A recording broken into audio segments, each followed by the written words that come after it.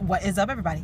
Jay now here with, I think it's UFC Fight Night 92 prediction video, and it's happening in, correct me if I'm wrong, it's happening in my hometown, Salt Lake City, Utah. Yes, Salt Lake City, born and raised. Of course, I've lived in California now for several years, but I am born and raised in Salt Lake City, Utah. This is the first event there.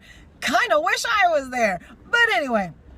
Let's get into it. I am going to do 15-second predictions for the first two fights on this card, but as you know, I'm moving right now. I'm kind of in between internet connections right now, internet service. So I'm getting in where I can fit in, so please look out for those 15-second prediction videos for the first two fights on this card, because I'm only going to talk about the top three.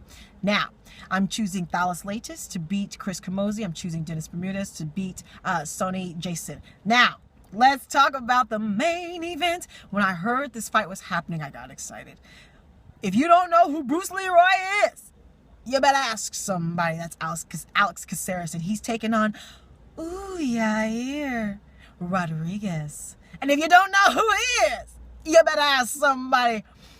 This is going to be a beautiful, spectacular spectacle of two young, rambunctious, caution to the wind, spectacularly skilled, athletic.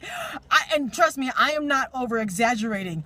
Look at the highlights. This is going to be awesome. I'm going to tell you right now, I don't know who's going to win. I'm going to make a prediction, but I don't know.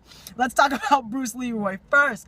It was really hard for me to nail down his skill set, so please give me any information you have about Bruce Leroy. I know he's trained in karate and kung fu. I was trying to nail down his Brazilian jiu-jitsu belt. I kept reading brown, but I really couldn't see anything solidified. I know he's got great submissions and great jiu-jitsu. I'm pretty sure he's a brown belt, but please correct me if I'm wrong. Let me know any more information you have about him. But let's talk about what we've seen from Bruce Leroy. I think he started in the UFC when he was like 21, 22, extremely young. He's like 25, 26 now, and we've seen him mature. We've seen him start to learn how to manage his tools, to improve within the fight, to make adjustments within the fight. He's just simply maturing. He's faster than he looks. He's stronger than he looks. He's got a great jab. His boxing has improved tremendously. His striking, he's learning how to use those long limbs, starting to use kicks as jabs. He's got awesome kicks that you come from nowhere, spinning kicks, stuff off the side of the cage, cartwheels, all kinds of mess. Yes, spinning elbows, spinning fists, and all types of things. We could see suplexes from Bruce Leroy. He'll get what he can get. He'll take what he could take. He's so explosive. You don't know what he's going to do. He throws his opponent off his game, and he happens to be fighting someone who's just as unpredictable. My other boy, they're both my boys. Ooh, yeah. Rodriguez, someone get that man a modeling contract. All right.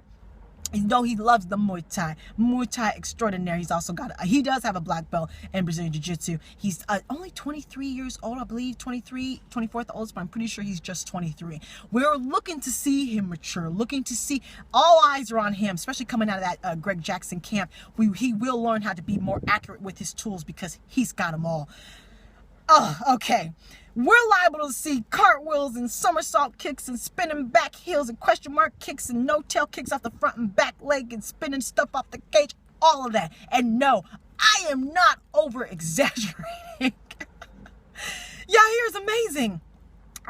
Stronger than he looks. He's way quick. They're both super fast. I don't know who's going to be the fastest. I don't know. Movement wise or hand speed wise or foot speed wise, I don't know who's going to be faster. They're both extremely quick. Yair to me is a bit thicker. I think the power advantage goes to him. That's it. I think he will hit a bit harder, kick a bit harder, and he might be able to muscle him up against the cage a little bit, maybe. Again, I'm not sure.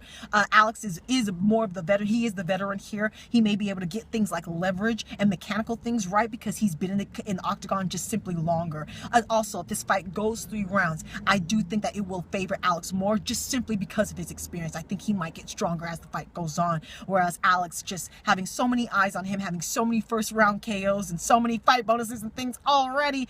I don't know. This being his first main event, who knows? You see what I'm saying? So I just think that Alex being a veteran, as the fight goes on, it probably will favor him more.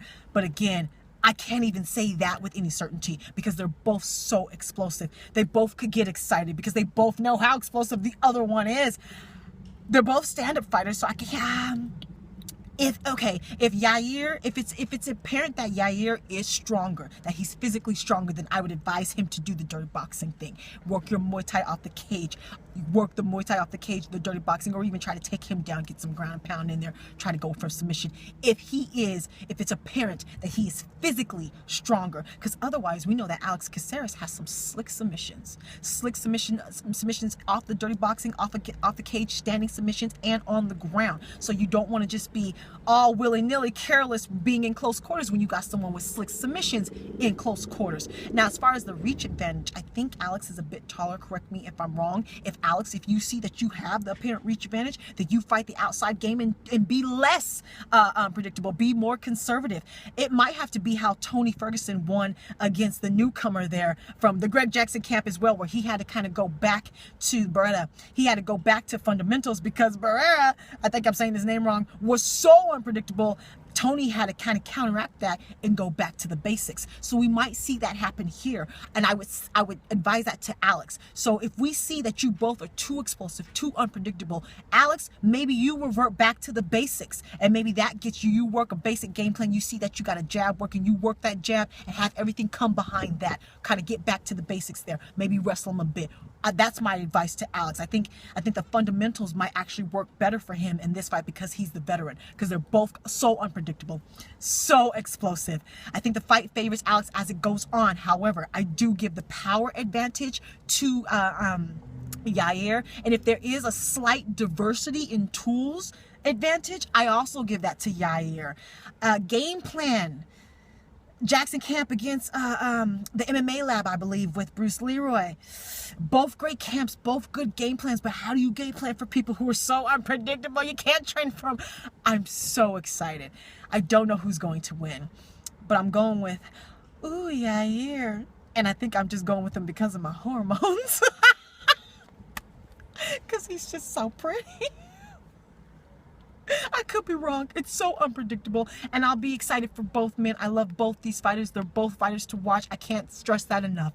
Don't know who's going to win. Probably going to be fight of the night. Probably both going to get bonuses. Good luck to you both, but I am going with, ooh, Yair. Let me know your picks for the entire event. I know I didn't do the entire event, but I will do 15-second predictions for the first two fights. Please look out for that on Twitter and Instagram. So please give me all of your predictions, all of your injury updates, all the information. Need more information about Bruce Leroy because I couldn't find too much. So give me any information, talk to me. Follow me on Facebook, Twitter, and Instagram, where I will have the 15-second predictions for not only the co-main event and the main event, but also for the first two fights on the card. I'm on Snapchat as well. Subscribe, like, talk to me, take care, and goodbye.